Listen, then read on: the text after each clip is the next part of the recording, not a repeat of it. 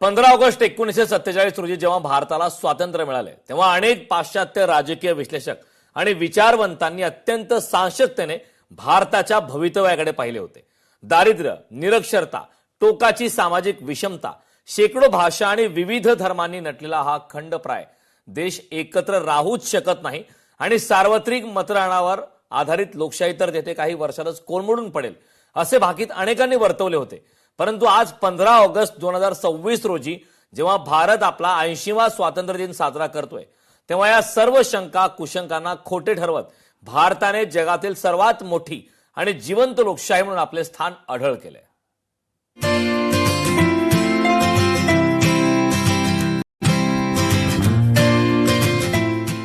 भारतीय स्वातंत्र्याची गौरवशाली 80 वर्षे, जगात सर्वात मोठी, जिवंत आणि अढळ लोकशाही, शांततापूर्ण सत्तांतर आणि राजकीय स्थैर्याचा विश्वास।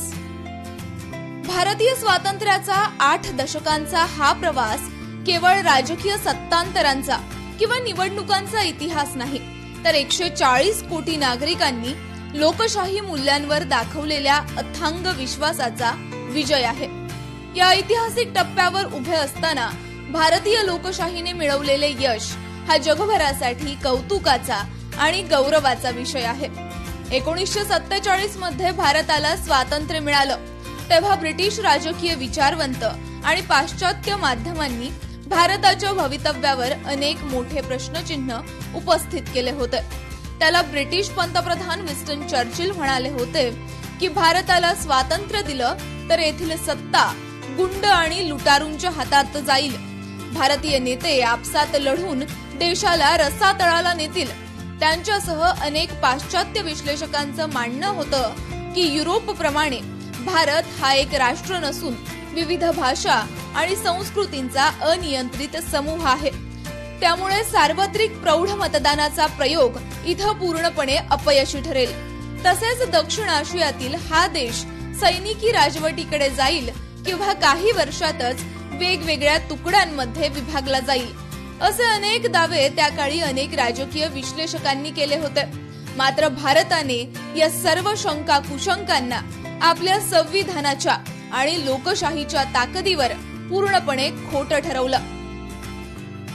1951-52 साली देशात निरक्षरता आणि दारिद्र्याची परिस्थिती असतानाही भारताने घेतलेली पहिली सार्वत्रिक निवडणूक ही जागतिक इतिहासातील लोकशाहीचा सर्वात मोठा प्रयोग ठरली होती। पाश्चात्य देशांमध्ये लोकशाही प्रस्थापित झाल्यानंतर महिला आणि गरिबांना मतदानाचा अधिकार मिळवण्यासाठी शतकांचा संघर्ष करावा लागला होता। भारताने मात्र स्वातंत्र्याच्या पहिल्याच दिवसापासून सार्वत्रिक प्रौढ मतदान हक्क बहाल केला। यामुळे देशातील प्रत्येक नागरिकाला, मग तो श्रीमंत असो व गरीब, सुशिक्षित असो व निरक्षर, सत्तेच्या समीकरणात प्रत्येकाला समान वाटा मिळालाय। गेल्या 80 वर्षात लोकशाहीने भारतातील तळागाळातील घटकांना, महिलांना आणि अनुसूचित जाती जमातींना राजकीय प्रक्रियेच्या केंद्रस्थानी आणलंय। स्थानिक स्वराज्य संस्थांमधील महिला आरक्षणामुळे आज लाखो महिला नेतृत्व करतायत। सामाजिक न्यायाची ही प्रक्रिया अजून पूर्ण झाली नसली तरी लोकशाहीनेच या परिवर्तनाचा पाया रचलाय। ज्या देशाबद्दल जगात साशंकता होती तोच भारत आज जगाला लोकशाही, तंत्रज्ञान आणि शांततेचा मार्ग दाखवतोय। 80 वर्षांचा हा प्रवास केवळ एका देशाचा नसून लोकशाहीवरील विश्वासाचा विजय आहे। गेल्या काही दशकात अनेक नवस्वतंत्र देशांमध्ये स्वातंत्र्यानंतर लष्करी उठाव किंवा एकपक्षीय हुकुमशाही प्रस्थापित झाली। या उलट भारताने गेल्या 8 दशकांच्या गौरवशाली वाटचालीत अत्यंत पारदर्शक आणि शांततापूर्ण मार्गाने सत्तांतरे घडवून आणली आहेत। मतपेटीच्या माध्यमातून सरकारे बदलली, मोठ्या राजकीय पक्षांचा पराभव झाला आणि नवीन विचारसरणी सत्तेवर आल्या। परंतु या संपूर्ण प्रक्रियेत संविधानाची चौकट कधीही मोडली नाही। 1975च्या आपत्कालीन परिस्थितीचा अपवाद वगळता भारतीय लोकशाहीचे धागेदोरे नेहमीच मजबूत राहिलेत। भारतीय लोकशाहीचा कणा म्हणजे डॉक्टर बाबासाहेब आंबेडकर, आणि घटना समितीने दिलेलं भारतीय संविधान आणि त्यातून निर्माण झालेल्या घटनात्मक संस्था होय.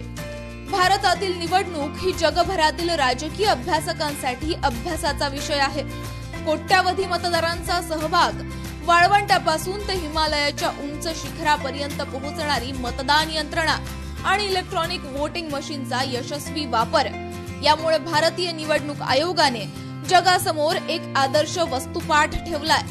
निवडणुकांमधील सर्वसामान्यांचा वाढता सहभाग हा लोकशाहीवरील त्यांच्या विश्वासाचा जिवंत पुरावा ठरलाय. आपण राजकीय लोकशाही मिळवलीय, पण जोपर्यंत आपण सामाजिक आणि आर्थिक लोकशाही प्रस्थापित करत नाही तोपर्यंत ही राजकीय लोकशाही धोक्यात राहील, असा इशारा डॉक्टर बाबासाहेब आंबेडकरांनी संविधान सभेत दिला होता. हा इशारा आजच्या काळातही तितकाच लागू होतो.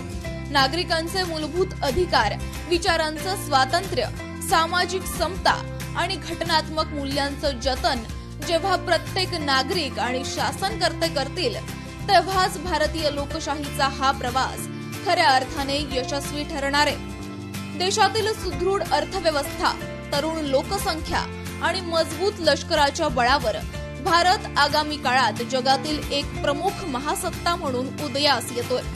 भारत लवकरच जगातील तिसरी सर्वात मोठी अर्थव्यवस्था बनेल आणि 2047 पर्यंत जागतिक स्तरावर एक मोठी महासत्ता म्हणून पूर्णपणे प्रस्थापित होईल, असं जगभरातील तज्ज्ञांचं म्हणणं आहे.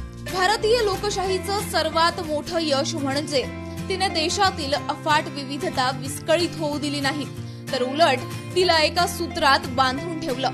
शेकडो बोलीभाषा, अनेक धर्म, जाती, प्रांतीय अस्मिता आणि भौगोलिक विभिन्नता असूनही भारताने विविधतेत एकता हे तत्व प्रत्यक्ष व्यवहारात आणलंय. अशा या भारतीय स्वातंत्र्याला लोकशाही मराठीचा मानाचा मुजरा.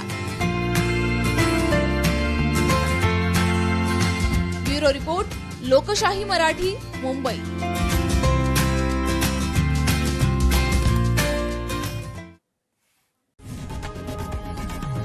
लोकशाही मराठी ऐका, पहा, जागरूक रहा.